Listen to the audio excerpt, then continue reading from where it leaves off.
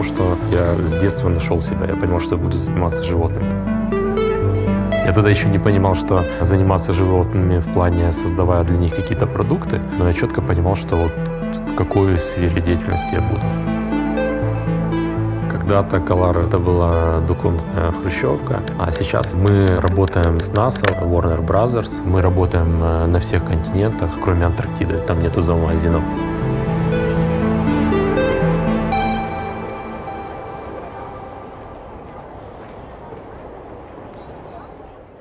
В любом случае, все начинается с мечты. Моя самая большая мечта в детстве — это была собака. Мы жили на съемных квартирах. Папа был инженер, мама учитель. У нас не было своей квартиры. Мама категорически против была любых животных. И я выкручивался как мог. У меня под кроватью жила черепаха. На балконе жили ящерицы, лягушки. Я ходил во двор, ловил кузнечиков и приносил их, кормил. Вот. И, то есть, от таким образом викручувався. Колись приніс пуголовок, він хотів побачити, як з пуголовка жаба стає, виростає. І таке, дуже цікаве таке заняття. Собственно, в 16 лет произошло чудо. Папа из командировки привозит щенка різношнауцера. Чорний такий, волохатий. Радощів, обмеження не було. Там і мама зразу ж розтаяла, і вона прийняла цю собаку. Собаку звали Крайс, потому что папа любил рок-музыку, и была такая опера «Jesus Christ Superstar», и он предложил такое имя. И эйфория сменяется тем, что стало понятно, что для щенка нужен там поводок-ошейник, а в Чернигове нету ни одного зоомагазина. В принципе, в Советском Союзе не было зоомагазинов. Был там один зоомагазин в Киеве, «Природа» назывался. И купить ошейник — это была проблема. Мы пошли на рынок. На рынке там что-то такое вообще ужасное было. Мы ничего не купили, но у папы возникла идея: давай купим солдатский ремень. И на кухне сделали для нашої собаки ошейник. Для мене, як, по-перше, інженера-технолога, людині, яка вміла і вміє побудувати з нуля будинок, мені зробити нашийник. Юра ще молодий був, але перше, у нас було дуже велике бажання. Оце перше. Даже купили каких-то заклепочек, поставили там эти крутые заклепочки. И потом, когда я вышел гулять с собакой, мне все друзья собачники: где ты взял такой ошейник, такой классный. Вот. И тут у меня что-то щелкнуло. Я получил такую колоссальную обратную связь, что я понял, что все, вот это может быть делом всей жизни.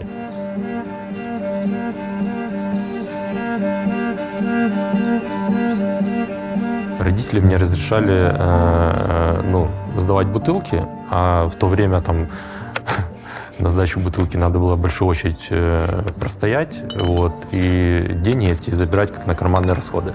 И я их не тратил ни на что, я собирал и насобирал за свое сознательное детство $10. И я взял вот эти $10, которые были накоплены от сдачи бутылок, купил на них первые комплектующие для ошейников, купил какие-то витамины в Киеве и начал в субботу-воскресенье ходить на рынок, продавать. Это был рынок Нива, который в 15 минутах ходьбы был от нашего дома. Я торговал в молочном павильоне. Почему молочном? Потому что там были свободные места. Подходили такие большие ребята, бандиты. Начинали интересоваться бизнесом, а что я продаю. Так как я продавал какие-то непонятные для них вещи, то мне легко было с ними договориться, и за мешок корма в месяц ко мне больше там никто не подходил. В тот момент я столкнулся с первым таким моментом, что тебе говорят: чем ты занимаешься, это бессмысленно, ошейниками семью не прокормишь. Собственно, мои родители не очень верили в эту историю. Я ж хотів, щоб він вчився в інституті. Така сфера, як зообізнес, була невідома нікому тоді. І Юра ще так, десь він там в зірках бачив щось таке. Може, я цього не бачив. Ну, во-первых, когда мне так говорят, это сильно заводит. То есть хочется доказать, что они все ошибаются.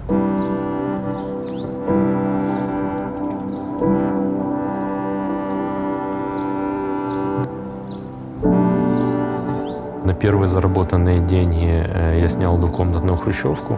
В одной комнате был склад, в другой комнате я уже нанял 2 человек, было производство. И на кухне был кабинет директора, то есть мой кабінет.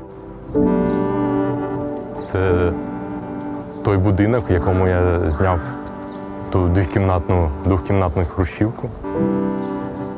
Понятно, что были постоянно куча проблем, не хватало денег, были какие-то кассовые разрывы. Я пытался с поставщиками о чем-то договариваться, но у нас не было даже первое время телефона. Я ходил на переговорный пункт и заказы поставщикам делал в переговорном пункте. Ну, це було як в іншому житті. Не віриться, що це було зі мною.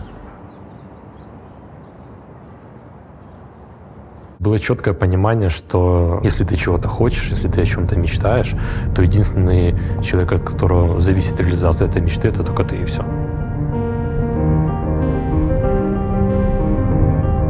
У меня тогда была четкая цель – это открыть зоомагазин и продавать ошейники, которые мы делаем за пределами Чернигова. Я поехал в Киев, взял наши образцы наших ошейников. Зашел на Троещинский рынок, там была какая-то точка такая, ну, чем-то похожа на маленький зоомагазин. Показал ошейники, а они сказали, у нас таких поставщиков очень много, твои ошейники ничем не отличаются, и, собственно, нам это не очень интересно. Меня, наоборот, это задело, и я сразу начал думать, что можно изменить. У нього є така гарна якість, як цілеспрямованість. Я начал смотреть, что продают конкуренты, и оказалось, что у конкурентов нету какой-то торговой марки, нету никакой бирки.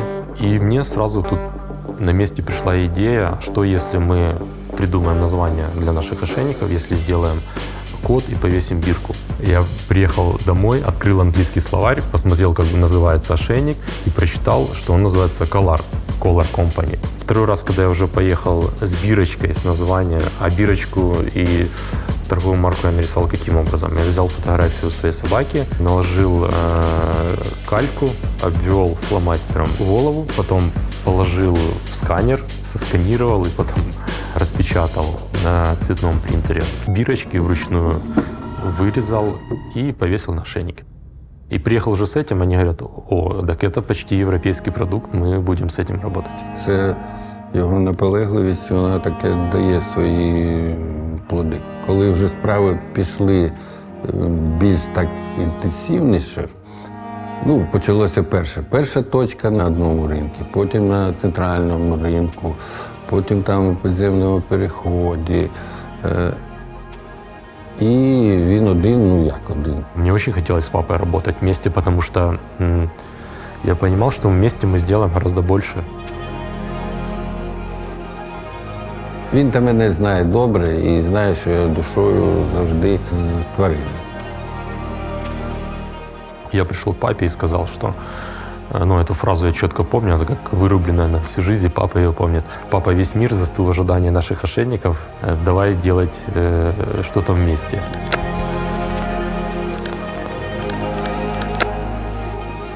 Я привлекал людей, которым есть доверие. Брату, папе была наивысшая степень доверия. Коля молодший на 11 років, але він вирос в Коларі. Коли ми починали, йому було скільки там, 6-7 років. Так, щоб вже це добре пам'ятав і якусь приймав участь, це, мабуть, вже старші класи школи. Такий друкований, справжній, там, офсетний, кольоровий, гарний каталог. Це вже зробив я. Оце один із перших каталогів. Тут навіть більша частина не фотографій, а зіскановані на сканері, бо навіть ще в ті часи не було цифрових фотоапаратів. фактично ж з нуля все було, так? Тобто, куди ми йдемо і куди ми прийдемо, ніхто не знав.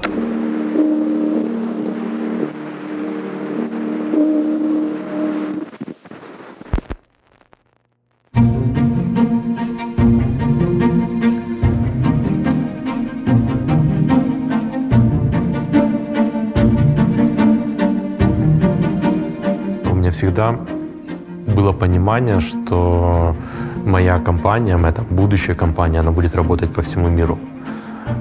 Заложилось это, наверное, тоже в детстве и тоже благодаря папе. В 6 лет он мне над кроватью повесил карту мира. И я настолько этим увлекся, я знал все страны, все столицы. Когда я точно понял, что мы обязаны стать международной компанией, это было в 2006 году. Я попадаю в Германию на выставку Интерзоо, это самая большая выставка в нашей индустрии, и понимаю, что мы там отстаем, наша продукция и наш уровень отстает лет на 20, но при этом рынок настолько огромный, там было более 2000 экспонентов. Я поставил цель на этой выставке участвовать, и мы в 2008 году поехали, собрали 150 визиток. Я думал, что уже все, весь мир в кармане, и мы начнем сейчас всему миру продавать нашу продукцию. Но с этих 150 визиток сработало всего лишь 1,5 клиента. Один клиент сделал повторный заказ, а один клиент сделал один заказ и пропал.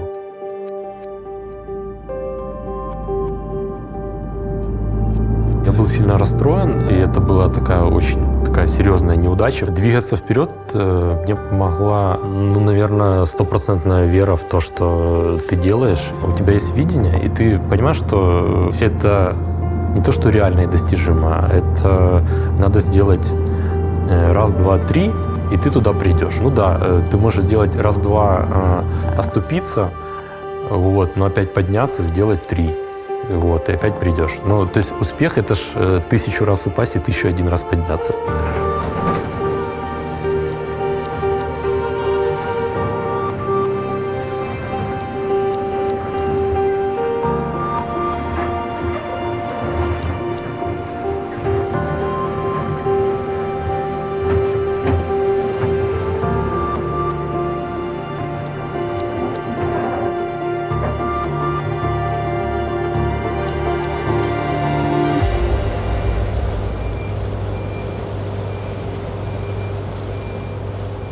И в то время мне попала книга «От хорошего к великому» Коллинза. Суть этой книги, что заниматься надо тем, что ты чувствуешь, что ты можешь делать лучше всех в мире. А мы на тот момент были такой компанией, которая занималась всем, что касается зоотоваров.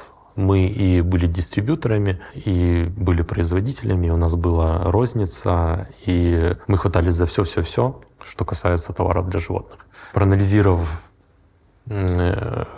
всю нашу деятельность и все наши функции, я понял, что лучше всех в мире мы можем создавать продукты и их производить.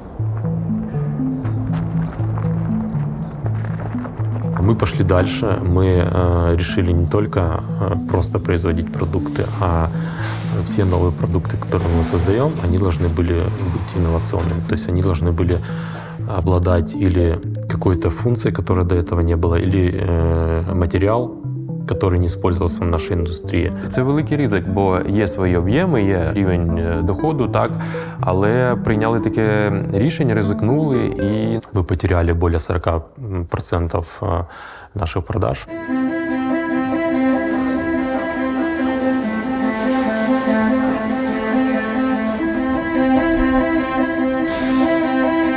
Буквально за полгода мы вернули уже прошлый объем, но исключительно на своих продуктах. І наші продукти почали ставати там деякі в своєму класі просто бестселерами.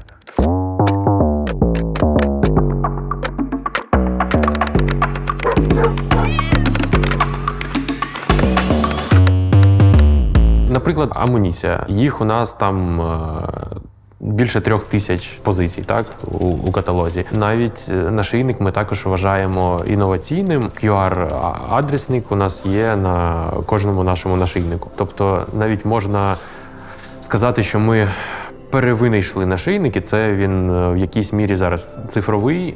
На нашій амуніції також ми опанували технологію, яка дозволяє якісно наносити будь-які малюнки. І у нас велика лінійка дизайнів з'явилась. Але найцікавіше, що серед цих дизайнів є всесвітньо відомі, наприклад, логотип НАСА. Це така історія, коли просто наш один із співробітників запропонував таку ідею, в яку, мабуть, ніхто не вірив, і це як сприймалося як жарт навіть. А давайте напишемо в НАСА. Давайте їх логотип там з ракетою, з чимось таким розмістимо на нашій амуніції. Ми так думали, нічого з того не вийде, але напиши, звичайно. НАСА не те, що була не проти, і дала нам ліцензію, дозволила друкувати ці дизайни. Їм так сподобалося, вони настільки надихнулись якістю виробу, своїм логотипом, звичайно. Вони навіть розмістили нашу амуніцію на своєму сайті, і це єдині зоотовари, які присутні на їхньому сайті. І також ми вийшли на DC Comics. Там навіть вже впевненості було набагато більше, що у нас вийде. Це, з однієї сторони, складно, це коштує грошей для нас, але з іншої сторони, це дуже сильно виводить всю компанію на новий рівень.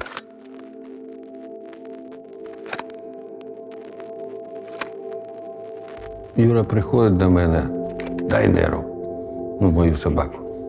І з такими 2 чорними кільцями. Що таке?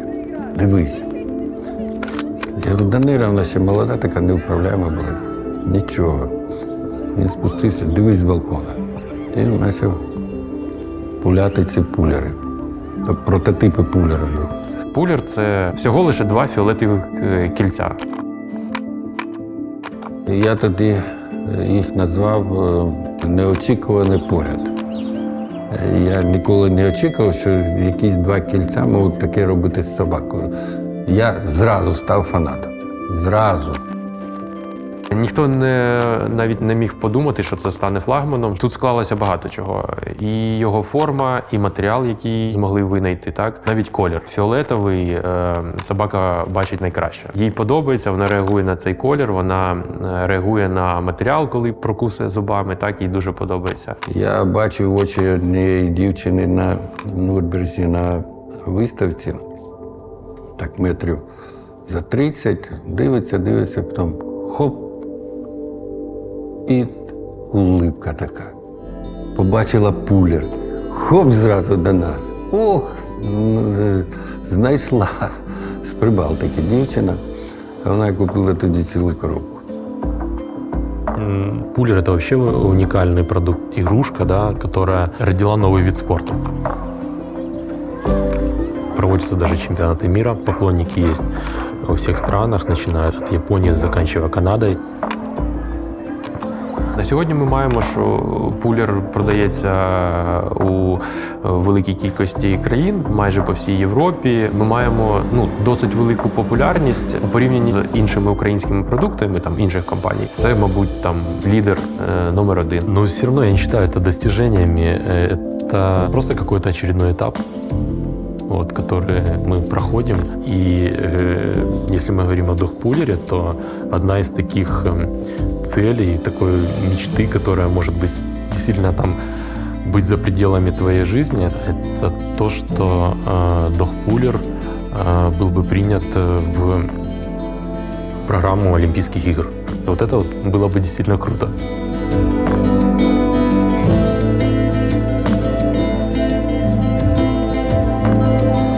И всей команде надо дать ответ, что дальше. Если ты не говоришь, что дальше, то на этом останавливается развитие. То, что у нас получилось на данный момент, да, мы работаем более чем в 78 странах, мы работаем на всех континентах, кроме Антарктиды, там нету зоомагазинов. Цікаво, коли бачиш фото з інших країн, Перу, а там хоп, така вітрина наша. То, что это производится еще и в Чернигове, это второй фактор, который всех шокирует. А мы не знали, что это украинский продукт. Ух ты, а мы не думали, что это производится в Украине. Ой, мы не верим, что это производится в Украине. Пока человек не побывает здесь и это все вживую не увидит, производство, как это все с нуля делается, все равно до конца никто не верит, даже если ты это рассказываешь.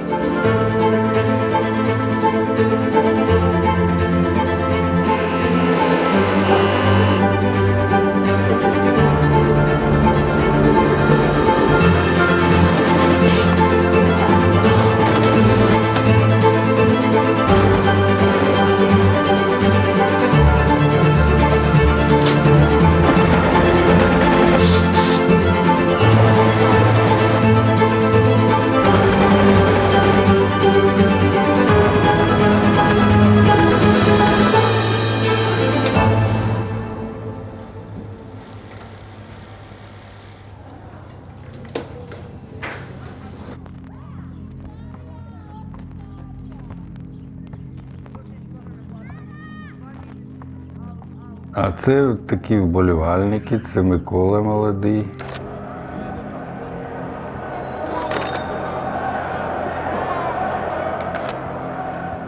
У любого человека это его выбор – превратить мечту в цель и потом ее достигнуть. Или просто мечтать. Про стадион много лет я мечтал. Потом сказал для себя, хватит мечтать. Ну, люди же строят в мире стадионы. Мое детство проходило в условиях, когда мы играли на асфальте, когда был один мяч на весь двор. Вот, и если вдруг этот мальчик куда-то уехал там, или заболел, все, мы в футбол не играем, надо искать где-то мяч. На таких полянах хлопці грали, це Микола малий. Самі ж ото будували ту ворота, там берези, все таке. То есть условия были такие, и, к сожалению, в Чернигове они продолжались, то есть не было полноценного стадиона, где любой бы житель Чернигова мог бы приехать и поиграть в футбол на качественном поле в любое время года. Ну, по-перше, ніхто не повірив і не зрозумів. І думали, що ми там жуліки якісь. Побудуємо будинки, наприклад, і продамо, і заробимо грошей. Вот, смотрите, вот даже здесь Чернигову обещают новый стадион. Некоторые депутаты опасаются, не попадет ли выделенная земля в руки посредников. Тобто нам просто ніхто не вірив. Але У меня как-то с детства был иммунитет к критике. Меня это больше заводило, и больше появлялось желание доказать, и появлялась дополнительная мотивация доказать, что все совсем по-другому. Мы начали там с моим братом ездить по всему миру, объездили более 100 стадионов, причем просто приходили, стучали в дверь охраннику и говорим, мы с Украины, мы мечтаем построить стадион, покажите, как у вас тут все устроено.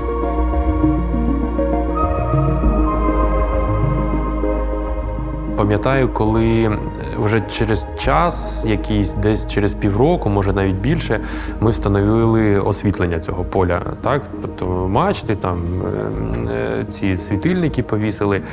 І вже вночі, коли вмикаєш, вже інша картинка, інша атмосфера. Так. І от я пам'ятаю, ми з ним тоді заходимо, о, це вже щось цікаве. Це такого точно і в Чернігові нема.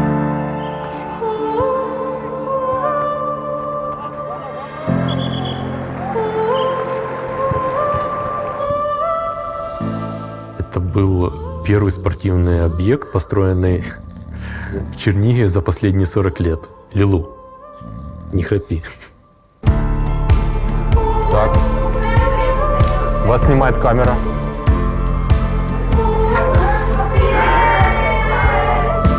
Ми взяли таку планку, що є дуже велика відповідальність.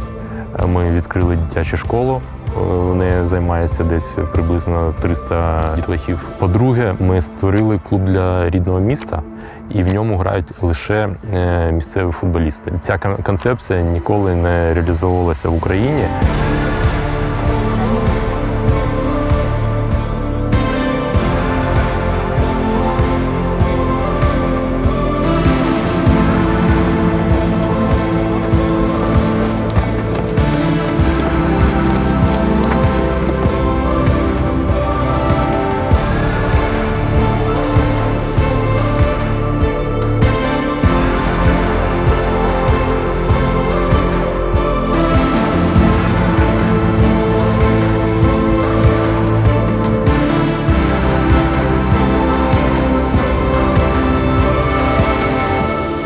Колись наша команда виграла у лідера нашої групи. Ми поздоровили наших гравців у роздягальні. З перемогою вийшли, я Юру обняв. Кажу, Юра, хто б мог подумати, що на цьому місці буде стадіон? Це ж дуже просто. Ну, або там вкласти там мільйон або пару мільйонів доларів там дім на морі, там на Середземному, десь у Кіпрі або в Іспанії, так? Або построїти стадіон, що круче. Стадіон це, ну, блін, це ж масштаб, це круто, це мурашки по тілу.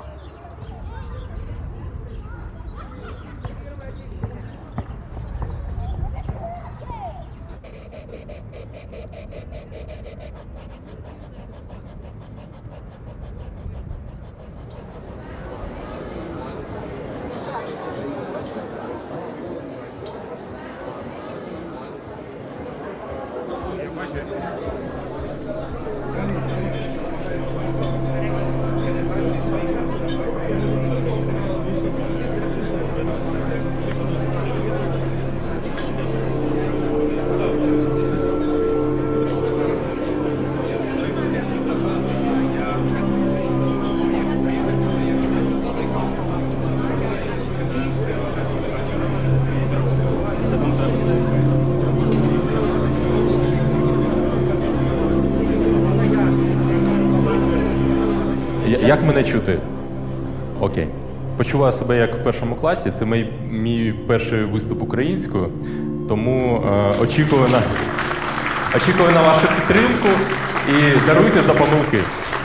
Знайомтесь, це Лілу, мабуть, не всі знають її. Це найефективніший працівник нашої компанії. У неї аж 3 посади, вона модель, вона охоронець і вона найдосвідченіший каністерапевт в Україні. Компанія має 2 дуже важливих соціальних проекти. По-перше, ми збудували для рідного міста стадіон і відкрили там дитячу спортивну школу. По-друге, наші собаки розвивають каністерапію, і через наших собак пройшло більше 1000 дітей. Оп. Оп. Так як компанія займається товарами для тварин, я постійно відслідковував, які є породи, багато читав і чомусь мені сподобалась Кане Корса, а потім, коли я побачив справжніх живих Кане Корса, я закохався в цю породу і в мене з'явилася мрія мати Кане Корсо. Дуже врівноважена собака, вона приймає самостійно дуже правильне рішення. Я постійно замислювався, яку користь може це давати. І читав літературу і потім зрозумів, що практично в кожній там лікарні, там в Америці або в Англії є каністерапевти. Я знав, що в Чернігові є дуже крутий центр відродження, в який приїжджають з усієї країни діти аутісти ДЦП та різні там відхилення. І я пішов туди з цією ідеєю. Мені сказали, ні, яка собака, ну це великий ризик, вдруг вона когось вкусить. Цілий рік я кожен день займався по спеціальній програмі з нею, тобто витрачав дуже багато часу, мабуть, навіть більше часу, ніж на роботу. І я запропонував, а давайте для медперсоналу ми зробимо маленьку зустріч. Через 5 хвилин весь медперсонал говорить, давайте спробуємо. Ко мне. Бело. Дальше сидеть. Сидеть. Видишь, облизала тебе руку и сказала спасибо.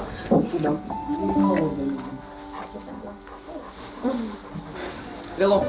Трошки. Да ну. Давай еще. Оп! Рядом. Рядом. Молодець. Разворот. Розворачуємося. Разворачиваем. Каністерапія – це вплив на свідомість або на фізичний розвиток людини з допомогою собаки. Як ви знаєте, є дельфінотерапія, іпотерапія – це з лошадьми, але собака дає найбільший результат, тому що собака дає зворотній зв'язок. Лизне, повіляє хвостиком, щось там зробить, дає лапу. І діти це відчувають, і тому це працює багато разів круче, ніж лошадь або дельфін. Не, Лёва. Лё, ко мне. Дай руку сидеть. Сидеть. И аккуратно отдаем. Молодец. Це унікальна собака тим, що вона вихована навмисно під каністерапію. Тому все, практично все бездоганне, все ідеально. І ну, дуже круто, що це вдалося, але це був дуже великий ризик, і для мене це був дуже великий виклик.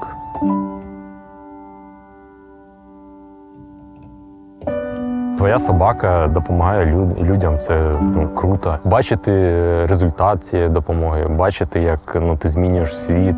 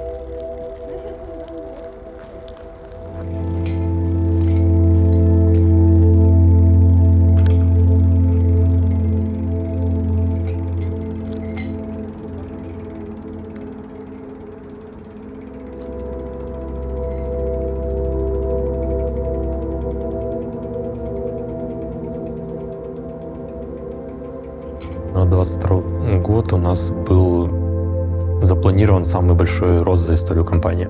Все ресурсы, все финансы, все было вложено в новые проекты, в новое оборудование. И невозможно было предположить, что в 21 веке может такое начаться.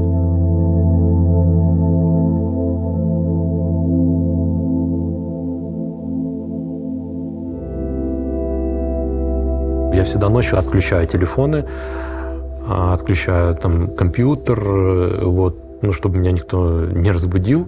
А тут я забыл закрыть ноутбук. И в 4:30 утра мне звонит дочка из Америки по вайберу. Я вскакиваю, отвечаю. Она говорит: папа, у вас началась война.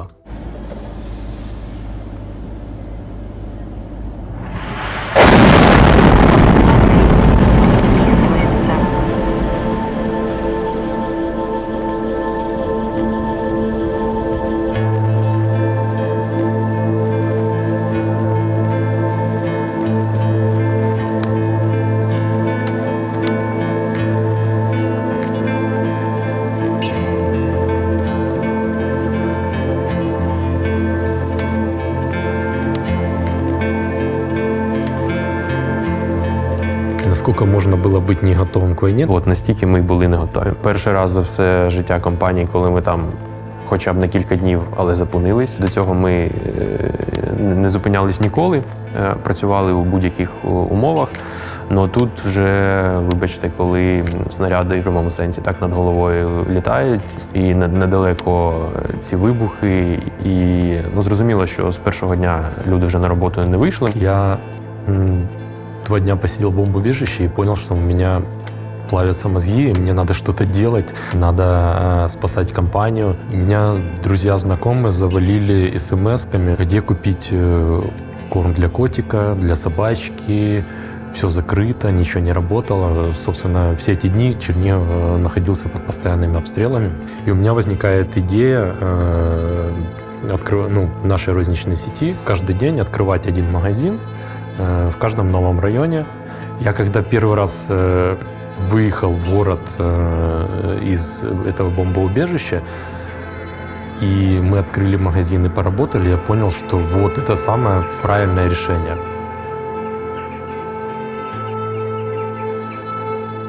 Люди даже там приходят в магазин и начинают плакать: спасибо, что вы открылись, потому что котик или собачка уже от голода умирают, или у котика какая-то болезнь, надо специальный корм. Хто міг купувати, він купував, хто не міг купувати, ми щось роздавали. Навіть коли зачиняли магазин, ми залишали там такий ящик з нафасованим кормом, з табличкою, що кому потрібно беріть, але не беріть багато, залиште іншим, бо всі зараз потребують. Впервые я по-настоящему понял, что это война. Это когда магазин, в котором мы вчера работали, его разбомбило. Перезванивает брат, говорит: едь в магазин, потому что там осталась куча животных. В магазине такая, там жила большая игуана. Вот, и я поехал спасать животных. Когда я подъехал к магазину, я понял: опа, мы ж вчера в нем работали. Это действительно настоящая война. И когда я выношу игуану из магазина, на моих глазах сбивают самолет российский. Это было как будто не с тобой, как будто какой-то фильм.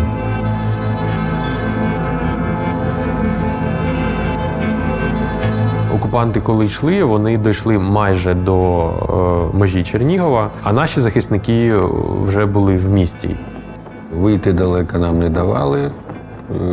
Бійці казали, що снайпери, не ходіть. Ми хотіли побачити, що там твориться на стадіоні, але нас не пускали. Це була як лінія фронту, і з двох сторін літали ракети. 2 ракети просто так зустрічали в футбольному полі. И каждый день ситуация ухудшалась. Я четко понимал, что если сюда, на территорию компании, прилетает какой-то снаряд, то все сгорит как спичка. У меня есть одно лекарство, как в таких ситуациях, что надо делать. У тебя всегда должен быть план «Б». То есть ты должен представить наихудшую картинку. И что в этом случае ты делаешь? Я понял, что от тебя ничего не зависит, что в любой момент это все может испариться. Вот. Но с другой стороны, у тебя есть опыт, у тебя есть команда, у тебя есть клиенты, у тебя есть технологии. Я для себя проработал такой план «Б», что в случае самого наихудшей ситуации, какие шаги я буду делать. План состоял из 2 пунктов. Первый пункт – это спасти команду, поддержать команду, сделать релокацию, эвакуацию людей, которые в этом нуждаются, как-то им в этом помочь. Если спасешь команду, то потом восстановить все будет гораздо проще. И второй момент. Для себя я решил, что мы сделаем невозможное, независимо от того, в каких условиях мы будем находиться, нам надо обязательно попасть на выставку Интерзоу. Это с той, с которой началась вся наша міжнародна історія. Це найкраща можливість заявити про те, що ось ми, ось Колар, ось Україна, щоб інші країни бачили, що таке дійсно незламність. У нас не было денег, и опять же наши топ-менеджеры многие лоббировали за то, что давайте все-таки пропустим. Денег нет. Я сказал: ну как это пропустим? Нет, ну у нас другого шанса нету. Ну давайте просто напишем, например, письмо организаторам выставки, что мы попали в такую-то ситуацию. Мы просим вас перенести платеж за аренду места и за участие в выставке на следующую выставку. А это немцы, они никогда в таких вопросах не идут навстречу, у них все четко, бюрократия, и шансы были нулевые. И хоп, мы на следующий день получаем ответ: да, конечно, мы вас поддержим, мы идем навстречу.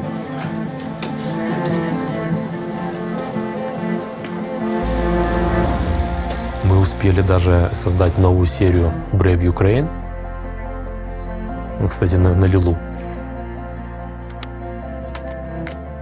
Возникла идея на каждом нашем продукте на лицевой стороне размещать флажок Украины. И я даже придумал писать не просто Made in Ukraine, а Made in Bravery Ukraine. Я об этом написал в Фейсбуке, и много предпринимателей это подхватили. И до сих пор мне: Юра, классная идея, мы на своей продукции тоже пишем Made in Bravery Ukraine. У нас весь стенд был пронизан тем, что мы непобедимые, что Украина смелая нация, Brave Ukraine. Первые слова, которые говорили многие клиенты: мы не верим в то, что видим вас, потому что у вас война, и вы просто герои. Люди обнимались, плакали. Я никогда не видел плачущих клієнтів. Такі моменти ти розумієш, яка велика різниця між росіянами та українцями. Там люди не можуть щось змінити і кажуть: ми не можемо змінити, нас посадять у тюрму. Тут країна, в якій вже було 2 революції, країна, яка переживає війну, компанії, які їдуть в процесі війни, їдуть на міжнародні виставки і продовжують свій шлях. Ну, таку країну зламати неможливо.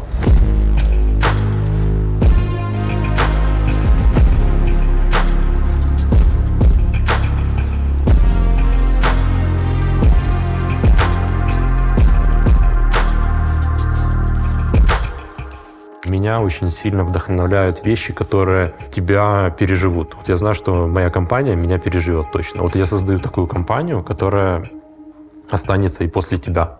Інколи не віриться, що от колись починали з нічого, з 2-кімнатної квартири, а сьогодні Можливо все, можливо робити фантастичні речі, і немає ніяких рамок, ніяких кордонів, і мрії втілювати в реальність. Це можливо. Если бы мне эту картинку показали там 20 лет назад, то я бы сказал: вау, это невозможно достичь, это настолько круто. И если я этого достигну, я все, можно идти на пенсию и заканчивать. Но вот сейчас это меня вообще не удовлетворяет, это мне не нравится. И мне кажется, что мы на самом деле только в начале пути, мы очень маленькая компания. я завжди казав, якщо хобі і робота – це одне, це цікаво, тоді буде такий дуже гарний результат. Якщо ти прислухався до свого серця і повірив в те, що там це там справа твого життя, то тоді роби. Ти сам вибираєш щось в цьому житті зробити, да, якось змінити світ к кращому, або нічого не зробити. Це трохи більше. Це не просто бізнес, це не просто гроші. Колар для меня это моя жизнь.